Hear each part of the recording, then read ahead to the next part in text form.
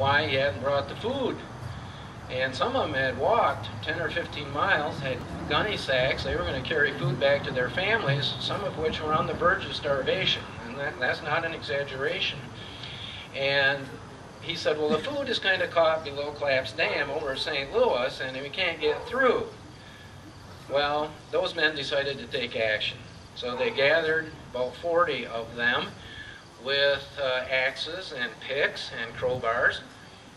Part of the group included Lorton Black Hawk Holiday, who sold guns to the settlers and whiskey to the Indians, and was a very intimidating individual. And he was on Ely's side, and so they all went as fast as they could down to the Clapp settlement. I assume that the people here were not exactly thrilled when they saw this mob coming through the woods, and they had a little chat. Now, one of Joe Clapp's partners, Dr. Abram Crawford, said, I think we have manpower enough here to get your barge over the dam, and then you'll be all set, free and clear. Well, Ely and Black Hawk Holiday would have none of that. And the purpose is pretty clear. Maybe they could have gotten over the dam, but Ely didn't want to get over the dam. He wanted the dam gone because he wanted to delay the progress of St. Louis as a settlement. And so somebody with an axe went over and started hacking at this dam, which was a brush dam. I think some trees had been felled into the river, branches had been put in, a whole lot of stuff, maybe to catch dirt and raise the level of the water so they'd have a fall of water for power. And it didn't take long before a hole had been broken in the dam, and the rest of the dam soon went out, and the mill pond went on its merry way to Saginaw Bay. And the Clapp group was not happy at all. Now, when you read the history stories of this, there are two distinct versions of this. The Clapps thought this mob came down and destroyed their dam. And Ely's group said, we went down and had to open the dam so we could bring our transportation barge home. Well, the transportation barge did come home, and Ely decided that something had to be done because the dam was going to be rebuilt and they'd have the same problem again. The townships of Gratiot County at that time were not populated enough so that they could have formed and elected a supervisor and other township officers. The townships in the north part of the county were under the jurisdiction of Saginaw County. The ones in the south were under the jurisdiction of Clinton County. So Ely went to the county commissioners or the supervisors of Saginaw County, and he explained it all, and he said, you got to do something about this. And they said, well, I don't know what to do, and this was something new, and he said, it's navigable waters. You've got to tell him that he's got to do something so we can go back and forth. And so they did a writ of something, I don't know what, and he brought it back, and it said he had to put a chute in his dam so that the vessels could be pulled up over and come down through. Well, Clapp kind of laughed it off, and after that, the story just kind of vanishes. And I don't know if he did or if he didn't. I know that within a couple of years, he sold all his holdings here and went down to Novi to farm and just disappeared from the scene. And within a very few years, a man did put a dam across in Alma, and the dam was rebuilt here, and the sawmill ran, and each dam had a chute in it. Why? Because the thousands of logs coming down the Pine River in the spring log drives, all those individual logs had to go over the dam through a chute. So it was taken care of in that way. That was the first incident between the two settlements, and it did create hard feelings already right at the start in the very first years of settlement. So when we talk about the sisterly rivalry, there were feelings there at the beginning. However, the feelings were not so intense. But what, in 1857, just a couple years later, St. Louis invited all of Alma to come down to celebrate the 4th of July, and they all got on the transportation barge and came down the river for a big party.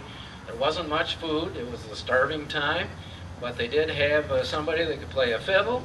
They danced the night away, they had a great time, and in the morning they boarded the transportation barge and pulled their way home.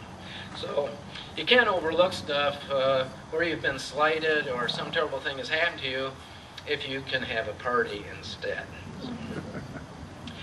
Well, for a few years, nothing much of significance happened between the two.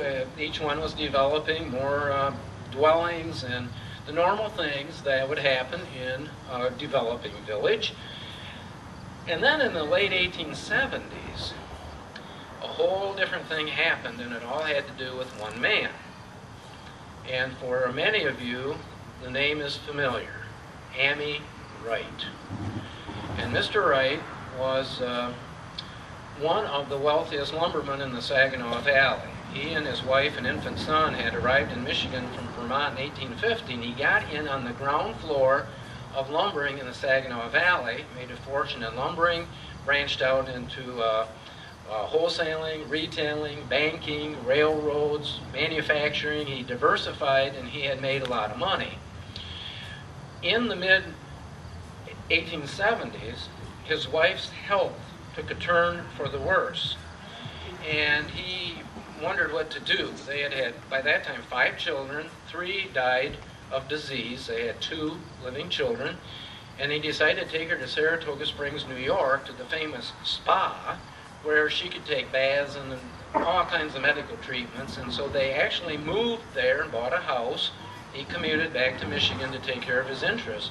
But he had already indicated that he wanted to leave Saginaw at some point and move in this direction, Gratiot County. He had lumbered here. Over in Alma, he had a store, which was a branch of his enormous emporium in Saginaw, which was a huge glorified department store. But he had the interruption of his wife's health to consider.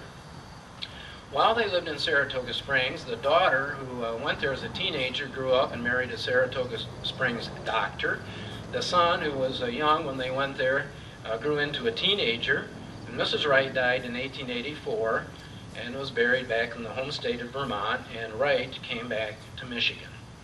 And he had, sometime in that time period, had come to St. Louis to see if he could move to St. Louis in Gratiot County.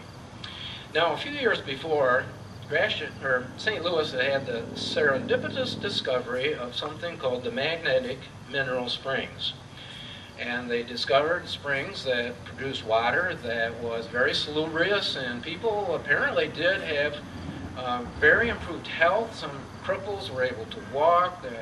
It was regarded as miracle water. It was a mineral water. It would magnetize a knife that was stuck in the flowing water, so you could pick up little nails and tacks and things with the knife blade. And without any advertising, flocks of invalids came here, first by stage, then by railroad, and the town was prospering. It had 7 hotels to accommodate the hundreds of invalids. Now, I'm not sure exactly what the water did, the mineral water. It's hard to tell, but I think it's fairly well known that if you drink enough mineral water, which has laxative qualities, and bowels being a very big deal back then, you could have a problem taken care of if that happened to be your problem. Otherwise, you could bathe in it, and it was supposed to loosen your stiff joints and all that sort of thing. And then eventually they offered treatments that almost sound like torture, but it was supposed to make you better. St. Louis had become the most important town in Gratiot County just because of all the people coming here and the prosperity. And so Mr. Wright naturally came here to see if this was a place he could move. He couldn't. Henry Holcomb, who also had some money, and Colonel John Elwell, who was running the railroad and was earning a lot of money, said, "You're not welcome." Now, I don't know what they actually said, but he understood that. And it made him mad. And so he said, "I'll move to Alma." And he did. And as soon as he got there, he started building things. He built the Opera House block, which was a huge business block, and he moved his store into it. And he had 5 storefronts with the Opera House upstairs. He built the Wright Hotel across the street. It was regarded as one of the finest hotels outside of Detroit. I mean, if you're up in this part of the country and eating with sterling silverware, it's a good hotel. And